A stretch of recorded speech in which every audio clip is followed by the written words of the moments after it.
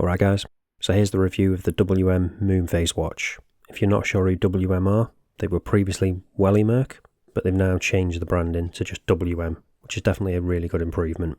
So this is the outer box, and then the watch will actually come in this, so that is handy. Just got the logo on there now as well. And then here is the watch. And the branding has also been changed on here too. It's now just got that WM, so it no longer says Welly Merck on the dial, which is a great improvement, which I know put a lot of people off buying this initially. So hopefully now with just that WM logo, if you were thinking about getting this, you might want to pick one up now. So let's go over the specs first, before we get into this.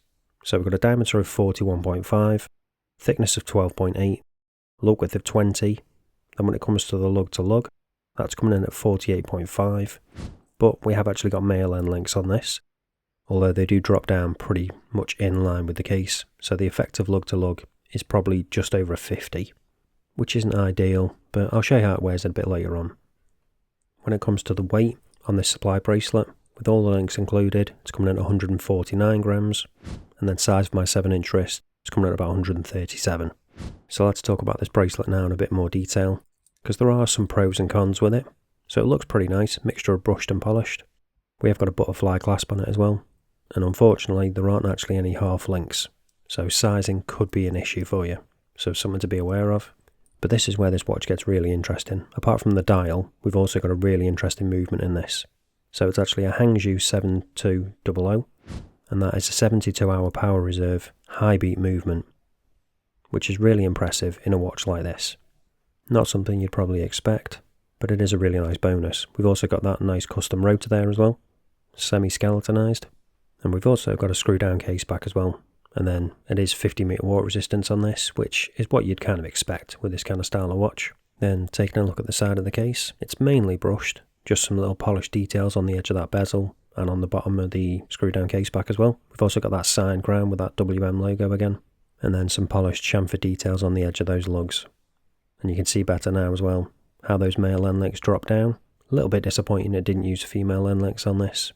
When it comes to the crystal, we've got sapphire on the top, but on the bottom, unfortunately, it's only mineral. Not a deal breaker, but something to be aware of. But now let's get onto the star of the show, and that is this dial. Because unless you're aware of the movement on this, this is why you're going to be buying this watch. And it is a really cool looking dial.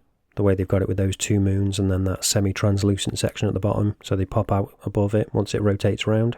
So you can get this in black or blue. And you can see we've got a really nice depth on this dial. There's a few different layers going on, so that does account for that thickness being on the larger side. They are making use of it at least, although I would have liked to see them get it down a little bit though personally. So let's get a closer look at this and talk about it in a bit more detail. So now hopefully you can see that translucent layer a bit better, as well as that actually 3D effect they've got on those moons on there. They're not completely flat, they're not just printed onto the dial, they are actually applied. And we've also got applied indices as well on that raised section around the outside. So you probably want to know how this actually works, so let's take a look at that now, talk about the movement in a bit more detail. So we've just got a push-pull ground, so if we pop it out to the first position, and then if I turn it the right way, those moons will actually move on that disc in the centre. So the way they've done this is, they've replaced the date function with that Moonphase function. So unfortunately this isn't actually a true Moonphase, which is a bit of a shame. So I'll show you the second function now. Obviously we just pull the crown out to that second position, and then we can just change the time, as we would normally. Second hand does stop as well, so we've got hacking. And then pop it back in, second hand will re-engage. And then we've got the hand winding as well. All works well. I've actually got this movement in one other watch, which I'll leave a link to up in the top if you want to check that one out. And you can see now the light's catching this. You can see all that depth on that dial. It is a really good effect, I do like it. And then with those stars in the background too. So now let's get on to the other cool thing with this watch, and that's the Lume. So it doesn't actually specify on the listing what Lume is being used, but I'm pretty sure it's probably C3 or something similar. So obviously you've got it on the indices, as you'd expect.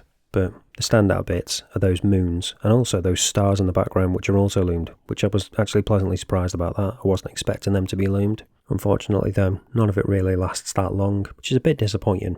If they'd had really good loom on this, it could have been a standout feature. So now let's show what it's like on wrist, go over the pros and cons. And here it is on my 7-inch wrist.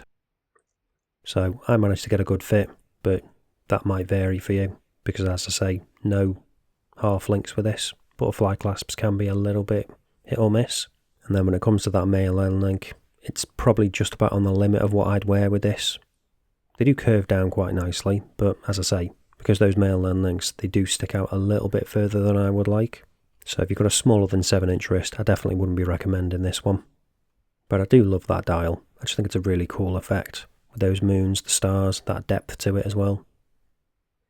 Perhaps if they'd just done it in a smaller overall package, it would have appealed to a lot more people and probably sold a lot more as well. It's one of those watches that's a little bit frustrating. I could see what they were aiming for, but I don't think they've quite hit the mark with it. There's just a few little things that are just a little bit off. If they'd improved like 1 or 2 of them, I'd probably recommend it more. I'm not saying it's a bad watch by any means, but there's probably quite a few deal breakers that might be for people. The fact that it's not a true Moonphase watch might be a deal breaker for some. Also the size that I've already mentioned, that's going to rule this out for quite a few people. But then you've got that really great movement, which is high beat, 72-hour power reserve. You've got that cool effect with the moons and the Lume and stuff, just needs a bit more Lume on there to make it a bit better and more useful. So I guess it comes down to whether you can accept its shortcomings or not, if you can.